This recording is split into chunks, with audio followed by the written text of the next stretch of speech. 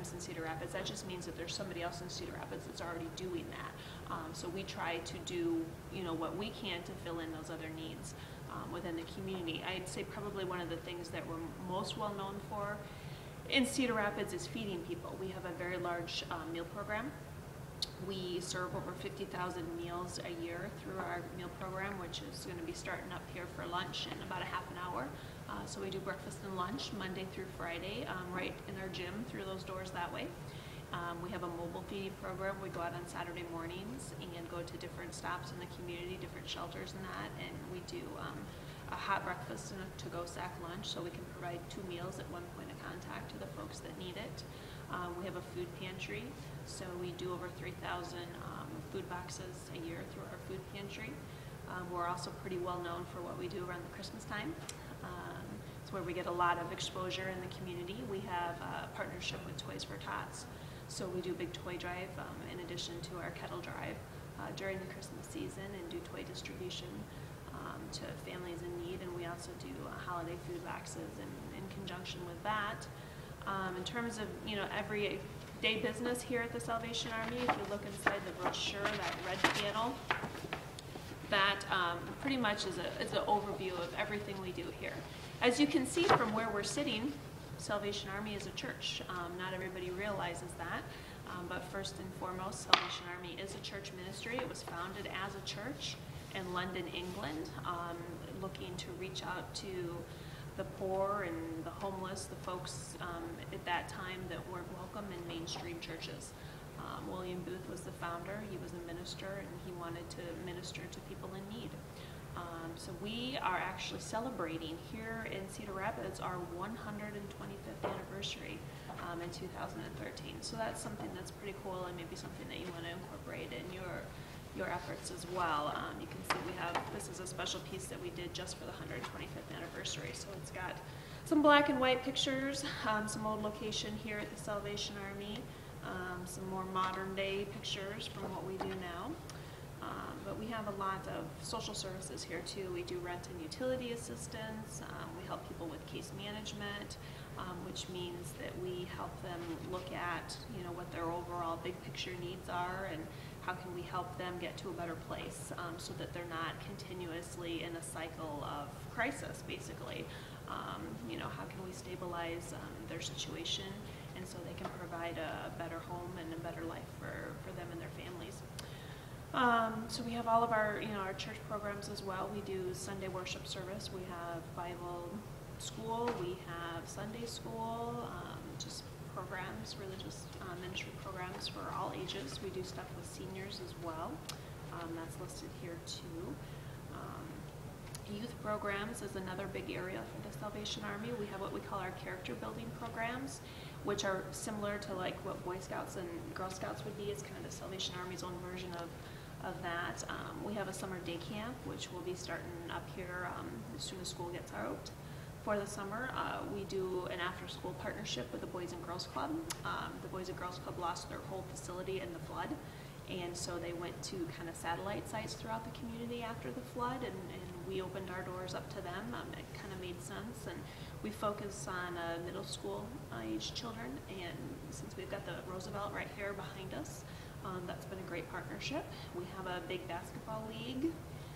We also have a literacy program called Mission Literacy. And again, that's in partnership with the Boys and Girls Club to help students that are struggling in the area of reading. So we also have what we call Emergency Disaster Services, which was really active during the flood. The Salvation Army itself was affected by the flood. We lost our entire lower level of our building, and so we were functioning out of several different locations during those initial weeks and months after the flood.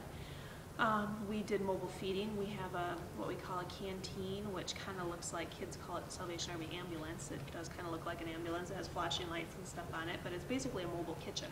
And so we can prepare food here and take it out on the canteen, or we can actually cook food on the canteen if we need to and deliver meals. And that's what we use to do our Saturday mobile feeding program as well. We will go out on fire calls, so we'll use the canteen for fire calls. We have a partnership with the fire department in that if they get a fire call. They think they're going to be on site at a fire for a long time. I'm thinking like an industrial type fire, maybe it's going to be burning for a while. We'll go to that to help feed any victims or the firefighters.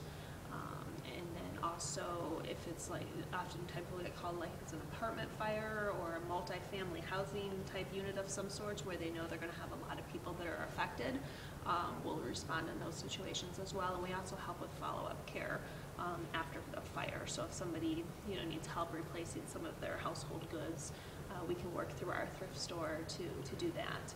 And we have fire cleanup type kits as well, and can help with some other types of assistance too. Talked a little bit about our Christmas things that we do. We also do a Christmas meal, which is open again to anyone in need.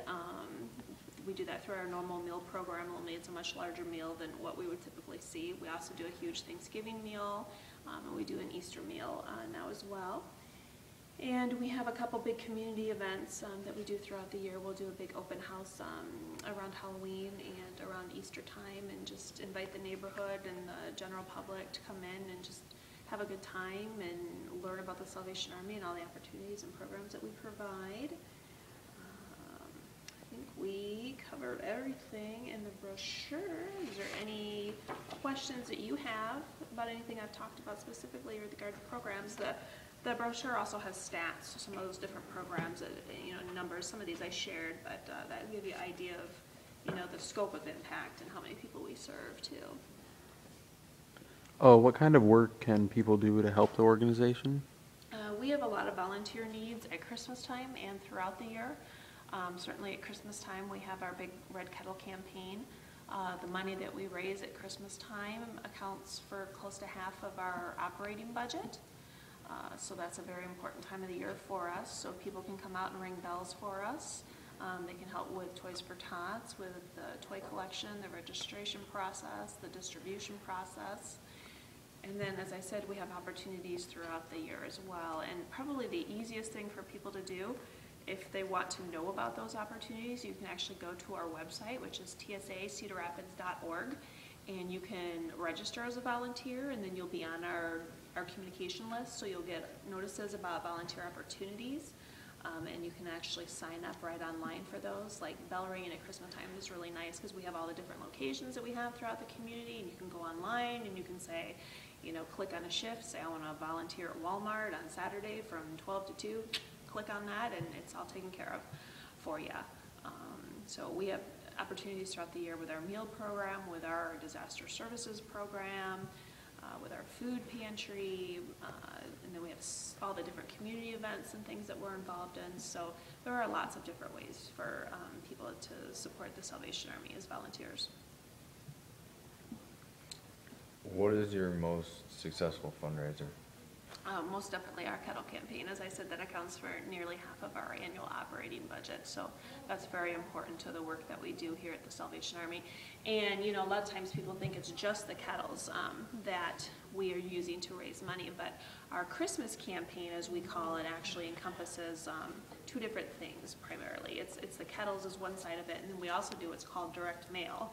And so people within the community will receive mailings from us in the mail.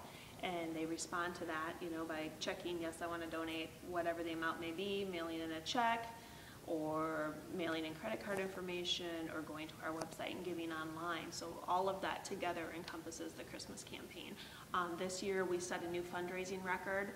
I just typed that number, I should know. It's like 763 some thousand. It's right on our homepage.